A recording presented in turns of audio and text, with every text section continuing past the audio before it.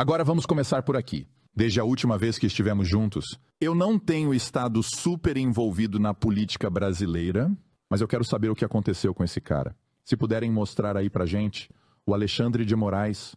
É isso mesmo, né? Alexandre de Moraes. Mostrem a foto dele aí. Então, de acordo com algumas das verificações que estamos fazendo, esse cara era advogado. Ele frequentou uma faculdade de direito e acho que um pouco depois ele escreveu um livro. Um livro de direito para advogados que a maioria das faculdades de direito no Brasil realmente usa. Acho que pode até ser o livro mais popular sobre o tema lá, e ele fez um trabalho muito bom na economia, onde, se não me engano, ele é conservador. Inclusive, ele mesmo diz que antigamente, com relação à economia, ele era conservador. Ele apoiava os policiais para garantir que as ruas estivessem seguras, e tudo o que estava acontecendo, alguns problemas que eles estavam tendo, e então, de repente, alguma coisa acontece com ele. Ele passa por alguma fase em que ele muda, ele deixa de ser quem ele era. Aí acontece a Operação Lava Jato, onde milhões, se não bilhões de dólares foram roubados. O Lula consegue aquela casa, o sítio em Atibaia, aí ele afirma que não é dele. Um outro cara deu 2,1 bilhões de dólares em propinas. Acho que é um dos mais ricos no Brasil, vocês sabem quem é, sabem o que ele fez. Mas eu quero saber sobre o Alexandre. O que aconteceu para ele deixar de ser um advogado e passar a fazer parte de grupos políticos, até do nada virar alguém que bota medo nas pessoas? Tem gente no Brasil até chamando ele de ditador. O que houve aí? Acho que o Paulo Figueiredo, que mora aqui nos Estados Unidos, pode responder melhor essa pergunta. É meio complicado. Eu digo isso porque nós três aqui vamos ter que voltar para casa. E eu tô falando bem sério, a gente pode porque ser preso. Dependendo do que a gente falar aqui, podemos entrar numa fria lá. Eu lembro quando estávamos juntos em Bruxelas, no Parlamento Europeu, falando sobre a censura no Brasil e tudo mais. Quando a gente voltou, o meu nome tinha sido adicionado no relatório da Polícia Federal. Não sei o de vocês, mas todo mundo aqui está sendo investigado. Assim como o Elon Musk, então quando o Alexandre de Moraes não gosta de alguém, ele abre uma investigação contra essa pessoa. Então eu acho que é melhor o Paulo por exemplo, falar. Patrick, um dia depois que falamos com o Elon Musk sobre o Space no X, no dia seguinte Esse é o Space do Twitter do Mário Naufal, né? Exatamente. Ele faz um trabalho Obrigado, fenomenal. Mário. A propósito, ele está fazendo Ele muito tá pelo mesmo, Brasil, está verdade. nos dando voz. Então, um dia depois disso, eles abriram uma investigação contra mim porque eu chamei o Lula de ladrão. Então, é isso que eles fazem. Se você disser qualquer coisa que talvez seja perigoso para eles, eles abrem uma investigação e tentam te pressionar, sabe? E eu imagino que nem sempre o Brasil foi assim. Não foi. Ok, então quando isso mudou, é isso que eu quero saber. É isso que o Paulo vai te quando isso responder. mudou, então? Bom, vamos lá. Ele tem uma história bem interessante. Ele nunca foi conservador, mas o Brasil não teve conservadores por muito tempo. Nós tínhamos a esquerda e a centro-esquerda. Então tínhamos o Partido dos Trabalhadores, né, que é uma galera mais socialista, das antigas, e tínhamos a centro-esquerda, que era mais como a social-democracia europeia. Então, o Brasil foi alternando entre esses dois partidos por um tempo. Acho que podemos colocar um período desde o meu avô até o pai dele. E aí veio o pai dele e mudou tudo. O histórico dele é que ele era, como se diz, secretário de segurança. Era de segurança, né? Segurança pública, no estado de São Paulo. E aí, quando a Dilma Rousseff sofreu o impeachment, ele foi chamado para ser o ministro da Justiça para o vice-presidente da Dilma, que depois se tornou presidente, um senhor chamado Michel Temer. Então, é isso. Ele foi nomeado pelo Michel Temer, que era um cara mais do centro, para ser o juiz do Supremo Tribunal. Pode procurar o Michel Temer, por favor. Mas uma coisa muito interessante é que naquela época, o Partido dos Trabalhadores pediu o impeachment dele. Eles tentaram de todo jeito evitar que ele se tornasse um juiz do Supremo Tribunal. Eles realmente eram muito contra. Mas em 2019 o cenário dá uma mudada. O Jair Bolsonaro foi eleito em 2018, mas ele assumiu o cargo em 2019. E, ao mesmo tempo, a Operação Lava Jato começava a investigar corrupções na Suprema Corte, envolvendo algumas figuras do Supremo Tribunal Federal. Isso inclui um outro ministro chamado Gilmar Mendes. Não. É M-I-C-H-E-L. Michel É tipo Temer. Michael em português. M-I-C-H-E-L-T. Isso, é o primeiro. É esse aí mesmo. Então, Esse cara é o vice-presidente da Dilma. Mas ele tá no centro, né? Ele é do centro. Mas então, espera aí, rapidinho, vamos ficar um pouco em 2019. Alguém no Brasil do nada acordou preocupado com o Alexandre de Moraes em 2019? Eu diria que a maioria de nós apoiava ele. A gente nem sabia quem estava ganhando. Não, mas o que eu tô falando é que a maioria apoiava ele como juiz da Suprema Corte. Porque a gente não considerava ele um tirano ainda.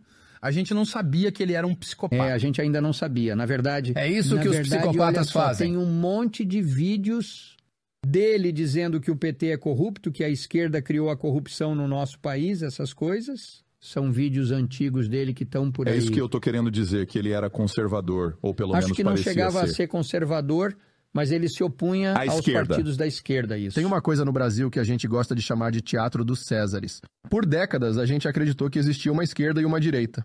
Mas a verdade, como Paulo disse, é que só existe a esquerda. 2 partidos onde um tá mais para a esquerda do que o outro. Um é o PT, o Partido dos Trabalhadores, e o outro o PSDB, que é o Partido Social Democrata. Então, o que esses caras queriam era alternar o poder entre eles pelo maior tempo possível.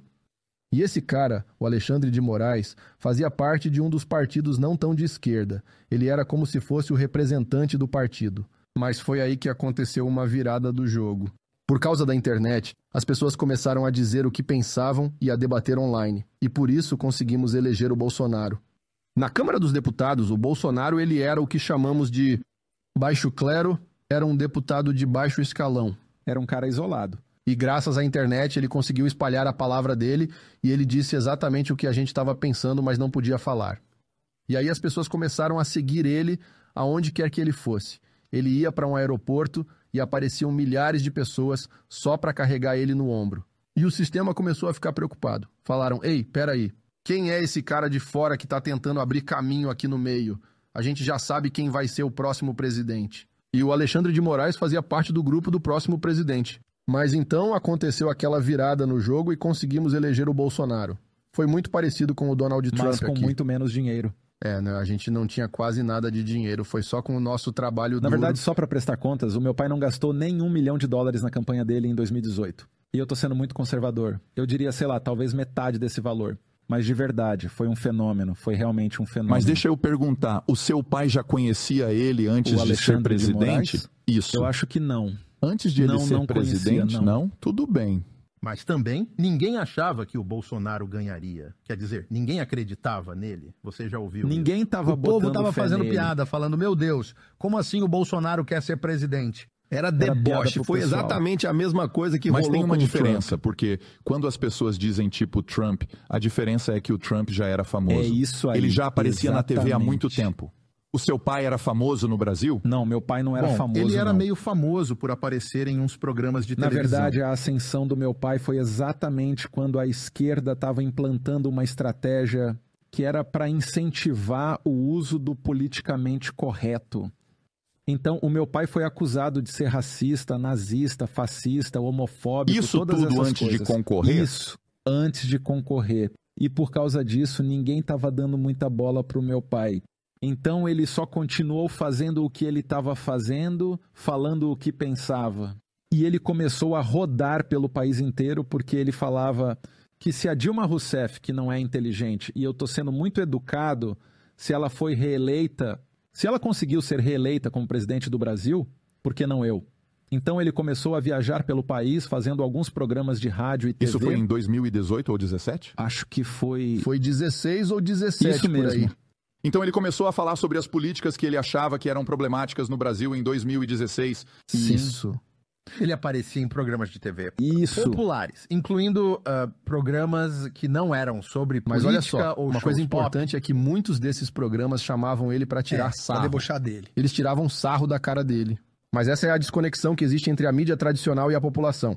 Porque quando a gente assistia e ouvia ele falando, ele falava exatamente o que a gente estava pensando. As pessoas estavam tirando sarro da cara dele, mas ele falava com a grande massa das pessoas. E o mais legal é que foi por causa da internet que ele finalmente conseguiu ser ouvido, sabe? Exato. Então, em 2016, as pessoas começaram a usar o Facebook e o Instagram, e aí ele conseguia ser ouvido, porque antes a gente só tinha os meios de comunicação tradicionais no Brasil.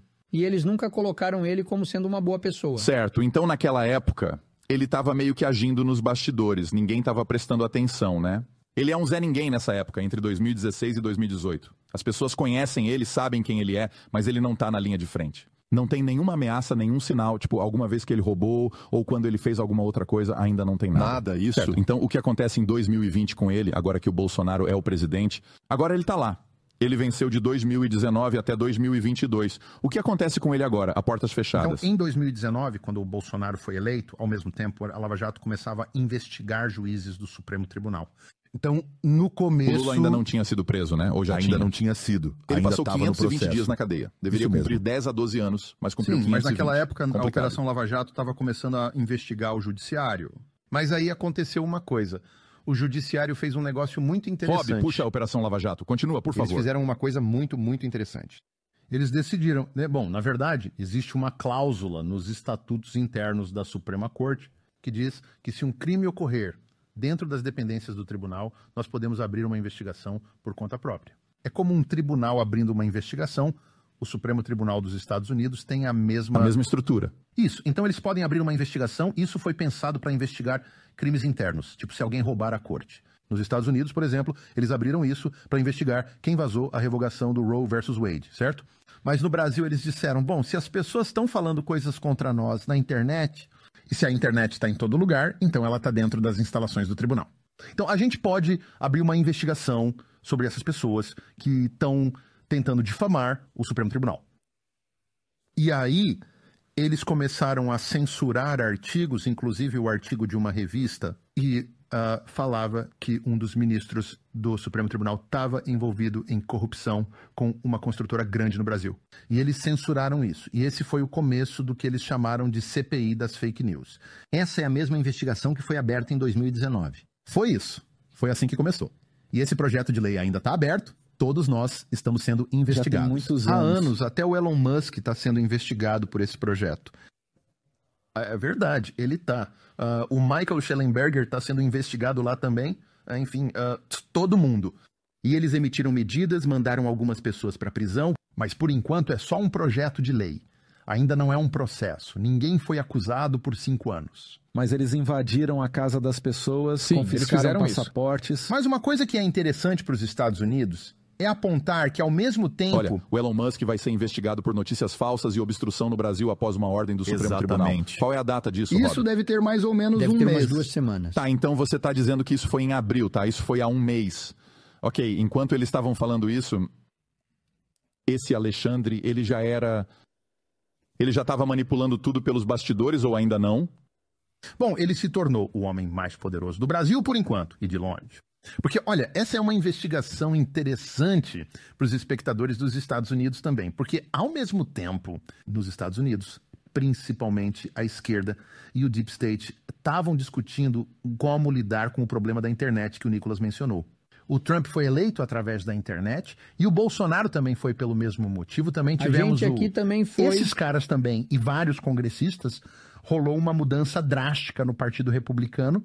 Também rolou o Brexit, tivemos aquilo na Hungria, enfim, aconteceram todas essas mudanças ao redor do mundo.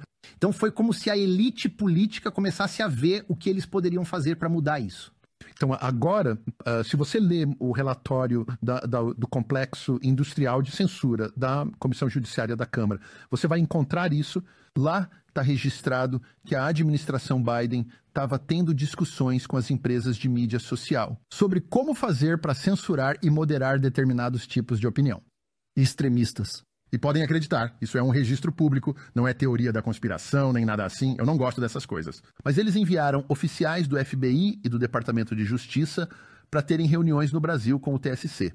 E essas reuniões eram para tentar explicar como, entre aspas, combater a desinformação. E isso foi meio que foi a mesma coisa. Quando foi Foi que em aconteceu 2019. E isso era registro público. Isso foi em 2019, então antes do Biden se tornar presidente. Exatamente. E alguém da elite política estava reagindo? Sim, o Deep State estava tentando reagir. Bom, todo mundo aqui tem uma noção do quanto o Trump sofreu com o FBI enquanto ele era presidente, né? Então é meio que para isso que o Deep State está lá, né? Não importa quem ganha, eles vão estar lá de qualquer forma. Vocês diriam que agora ele é o homem mais poderoso do Com Brasil? certeza. De longe. Mesmo sendo temido? Porque ele pode fazer o que ele bem entender. E aí eu te pergunto, você vai apelar para quem? Não tem ninguém que está acima do Supremo Tribunal. Se eles decidem uma coisa, todo mundo pode ver que beleza, isso não é a favor da Constituição, mas ele simplesmente não se importa. Ele não se importa com o que a lei diz, ele faz o que quer. Mas tudo bem, isso é ilegal. E agora, o que a gente pode fazer? Esse é o problema, é por isso que a gente está aqui.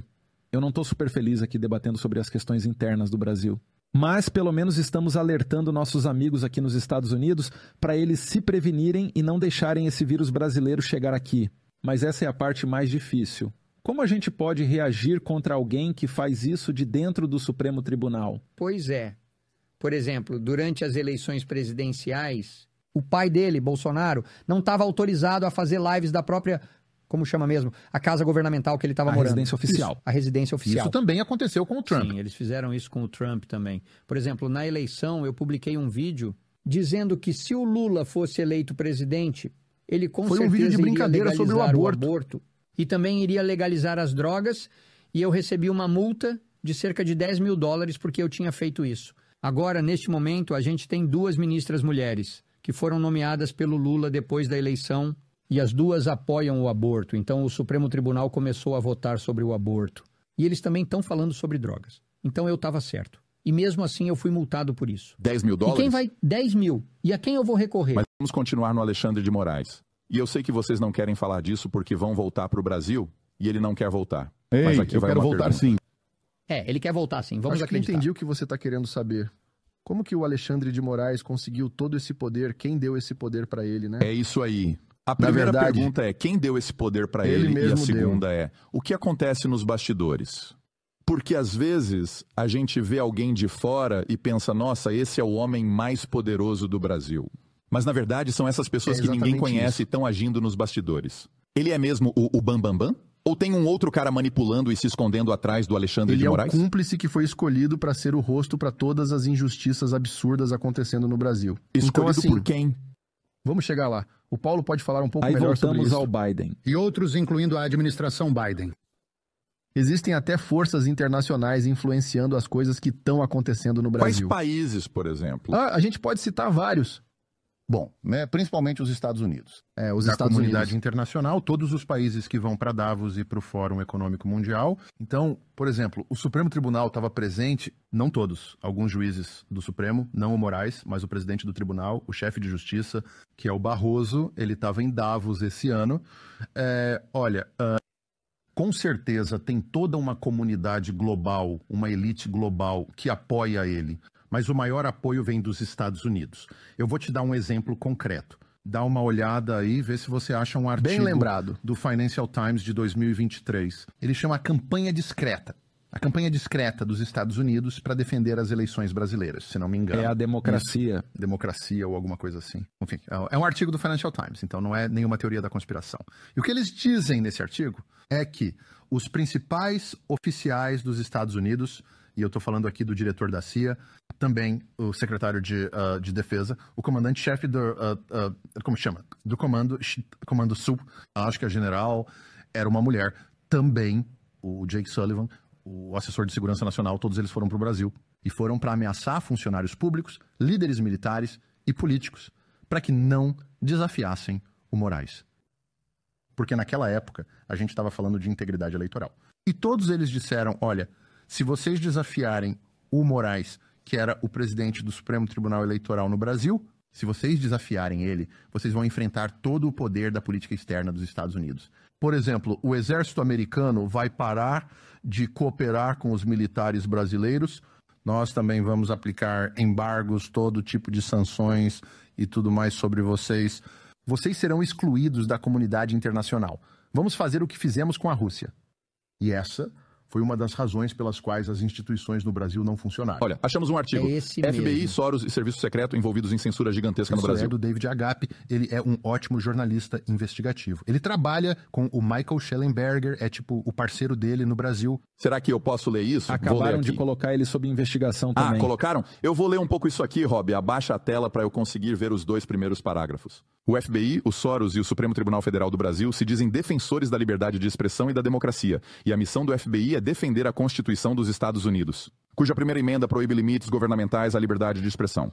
Soros e seu filho Alex, que comandam essa fundação filantrópica, afirmam querer sociedades abertas onde as pessoas são livres para se expressar.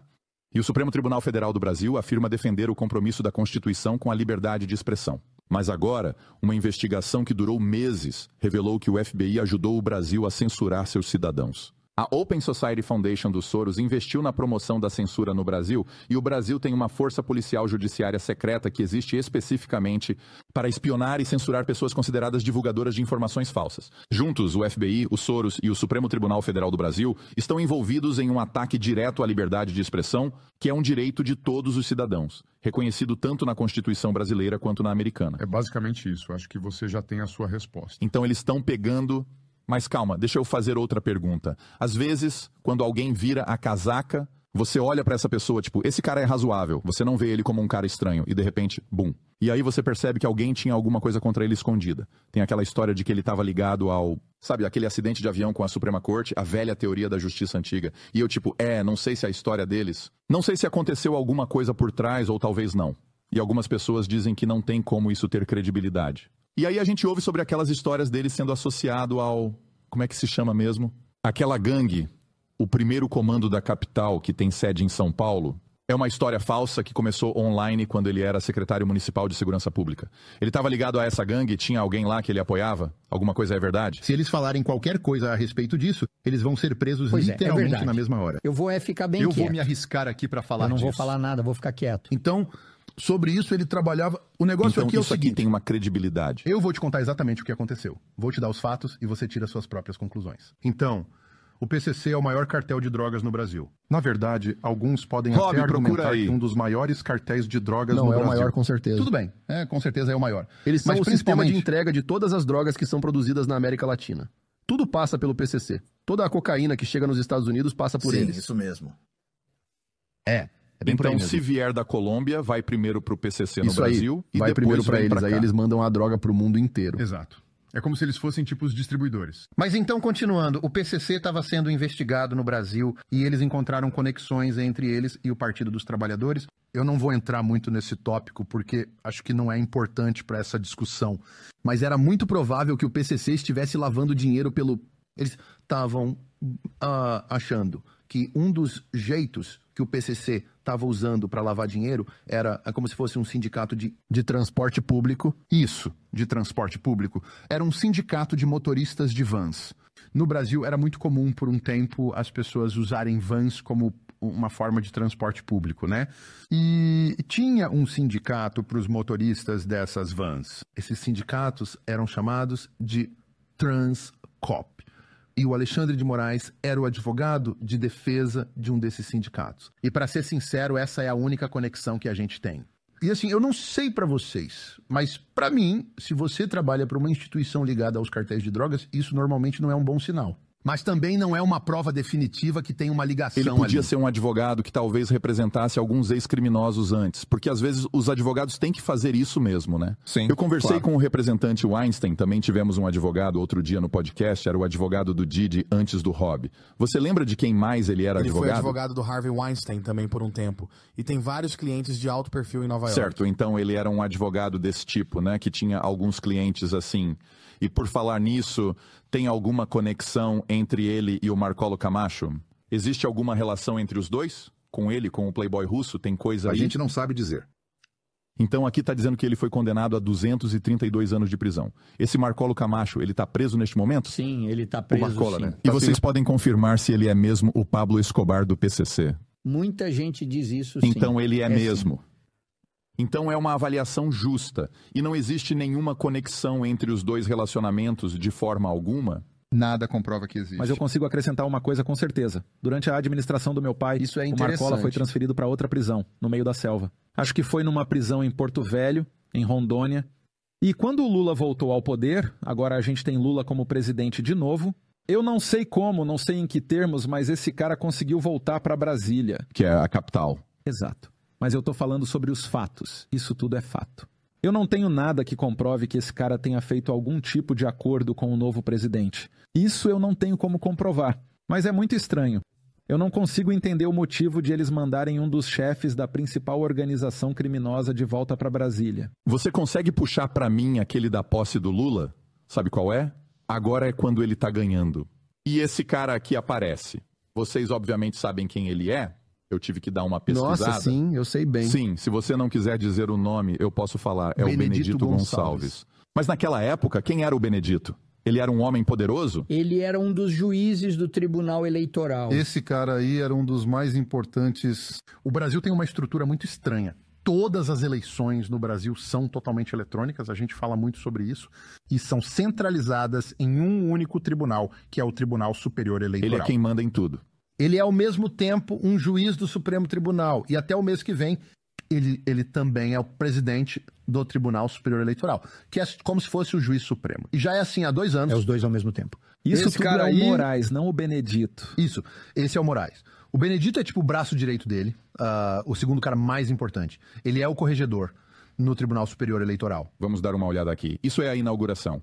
Foi anunciado que o Lula está ganhando. E tem um homem sentado bem no meio, logo acima do emblema. Tá vendo um homem careca ali? É o Moraes, certo? Olhem o Benedito, ele vai andar da esquerda para a direita. Ele tá chegando aí à direita. Pode rodar o clipe, Rob. Olha lá, presta atenção ali. Ele vai tocar o ombro dele e sussurrar alguma coisa no ouvido. Dá para passar mais uma vez? Escutem bem o que ele diz.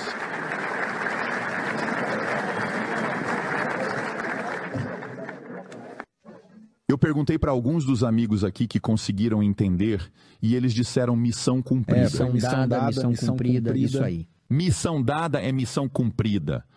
E ele está falando isso diretamente para o Moraes. Ele falou isso mesmo. Eu queria entender se ele está falando para o Moraes. Você me deu a missão e eu te ajudei a cumprir, ou é o contrário? Se é o Benedito falando, a missão era nossa e a gente está dizendo que você me deu uma juntos. Missão e eu cumpri para você. Isso, eu cumpri é isso. Eu entreguei o resultado para você, então a lealdade dele é com o Moraes? Não tem como saber.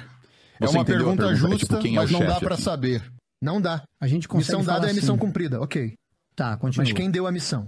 Parece sim que ele está avisando para o Moraes que ele cumpriu a missão, mas talvez eles estejam comemorando que cumpriram a missão juntos. Mas, Patrick, uma coisa é que essa eles é outra nunca se interpretação, prontificaram faz a tentar sentido. explicar essa frase. Esse é o nunca problema, mesmo. eles nunca vieram explicar, olha, a gente estava falando isso, vamos esclarecer tudo. Eles nunca disseram isso. A gente não sabe. Tem outro Não dá pra juiz do saber. Supremo Tribunal Federal que uma vez foi pego em câmera dizendo que eleição não se ganha, se toma. E isso está gravado, mas Foi se eu o colocar Barroso o vídeo que aqui, disse isso, né? é o Barroso. Esse é o atual presidente do Supremo Tribunal Federal Brasileiro. Anota é o mesmo essa, cara Rob. que falou.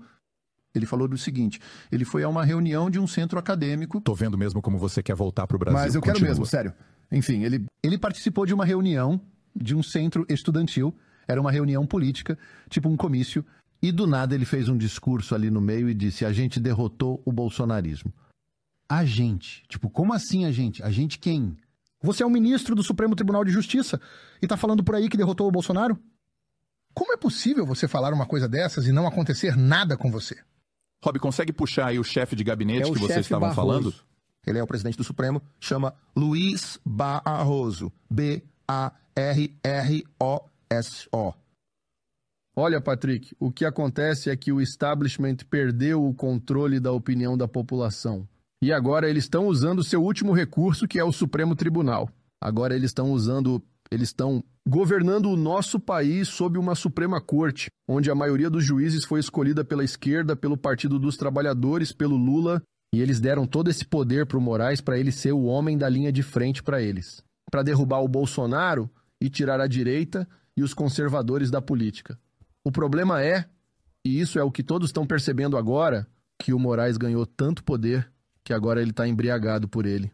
E eles perceberam que criaram esse monstro que eles não conseguem mais controlar. E agora ele fugiu da coleira e tá por aí, decidiu que só vai fazer o que bem entender. E desde que isso começou a acontecer, até a mídia tradicional que apoiava as ações dele tá falando, epa, espera aí. Acho que tem alguma coisa errada, parece que criamos um Frankenstein aqui. A gente criou um monstro e agora perdemos o controle. Ele tá indo atrás da gente, indo atrás de todo mundo. É o que acontece quando você dá muito poder pra alguém. E agora a gente está na situação em que o Moraes é visto não só no Brasil, mas também fora, como um ditador. Eu acredito que o Brasil já não é mais uma democracia. A gente vive em uma ditadura. E é por isso que agora o Lula colocou 2 amigos dele no Supremo Tribunal. Um é amigo dele já há uns, 20, 30 anos. Ele chama Flávio Dino. É um amigo pessoal do Lula. É um comunista. E o outro, sim, ele é um comunista. e o outro é o Zanin, que era o advogado pessoal dele. Então a gente está literalmente vendo o Lula indicar... nomear. Isso, nomear o seu advogado pessoal para fazer parte do Supremo Tribunal. E ele fez a mesma coisa com o melhor amigo dele também. Então a gente vê isso como um equilíbrio para o poder do Alexander Resnick. E todos esses traficantes, líderes de cartéis e criminosos estão sendo libertados. E não só isso, eles ainda estão recebendo de volta tudo que apreenderam deles, helicópteros, dinheiro... Ele nomeou o ex-advogado dele como um ministro do Supremo Tribunal Federal. Foi isso mesmo. Sim. E ainda por cima... E foi esse o cara que censurou a gente, por causa desse cara que era o advogado dele durante a campanha. Sim, ele era o cara que pedia pro Moraes para censurar a gente, e o Moraes não aceitou deixava a aplicar gente essa falar. censura na gente por causa das exigências desse cara. Então você consegue voltar rapidinho para aquele outro cara? Volta pro Luiz Roberto Barroso? Isso, valeu, Rob. Vamos dar uma olhada aqui. Então, se a gente olhar aqui para a direita, tem a escola onde ele estudou. Ele fez Direito na Universidade do Rio de Janeiro, fez mestrado na Universidade de Yale, tem doutorado. Fez o pós-doutorado em Direito em Harvard. Nossa, eu estou muito curioso para saber com quem ele estudou aqui nos Estados Unidos. Ele é considerado um juiz liberal e progressista, que fornece votos importantes na legalização do aborto em gestações resultantes de estupro. Ele é o juiz da corte mais ideológico que nós Quer temos. o fim da criminalização da homofobia e da transfobia no Brasil? Pois é, ele diz que se o Congresso não aprovar um projeto de lei sobre isso, então a partir de agora, tudo que seja considerado homofóbico, por exemplo, vai receber a mesma penalidade que casos de racismo.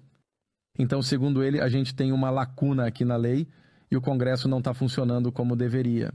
Mas, na minha opinião, o Congresso não quer aprovar isso, porque ninguém vai votar pelo aborto e eles sabem que não tem a maioria dos votos. É por isso que estão fazendo isso pelo Supremo Tribunal. Que foi a mesma coisa que aconteceu na Colômbia. Agora, na Colômbia, existe o aborto legal que foi autorizado pela Justiça da Suprema Corte. Mas, se eu puder, eu quero falar um negócio muito importante sobre o Luiz Roberto Barroso. É que antes do Alexandre de Moraes, ele era o presidente do Tribunal Superior Eleitoral. E quando a gente estava dentro do Congresso tentando aprovar o que chamamos de projeto do voto impresso, que deveria nos dar a possibilidade de recontar os votos e ter mais transparência no nosso processo eleitoral, ele foi até o Congresso e conversou com 11 presidentes de partidos políticos. E manipulou eles, né? Sei lá o que ele fez, mas eles mudaram de ideia, tudo isso para barrar. Você está sendo bonzinho até demais. Eu falei com alguns membros do Congresso e Eles eu posso dizer sofreram para vocês ameaças, com toda né? certeza que eles foram ameaçados por ele. Os juízes, Os né? juízes da que Suprema falaram. Corte, eles respondem para a Suprema Corte. Então, se eles cometerem um crime, por exemplo, eles vão ser julgados pela Suprema Corte, certo? Então, vários membros do Congresso brasileiro foram acusados de corrupção. Eles têm casos pendentes no Supremo Tribunal. E de acordo com vários relatos que eu recebi, e podem acreditar que todos são confiáveis, eu ouvi de vários congressistas e de líderes de partidos políticos que eles receberam ameaças desse cara. Que ele estava dizendo que, se aprovassem esse projeto de lei, que vai criar um comprovante impresso para as nossas máquinas eleitorais, eles sofreriam as consequências no tribunal. E isso aconteceu várias vezes com outras propostas. Exatamente. Esse ano mesmo já aconteceu de Ele novo. fez lobby abertamente, isso é fato, O Daniel mas Silveira... eu tenho relatos confiáveis de que ele ameaçou membros do Congresso. Então, eu não tenho nada que comprove isso, mas eu tenho as fontes. Certo, então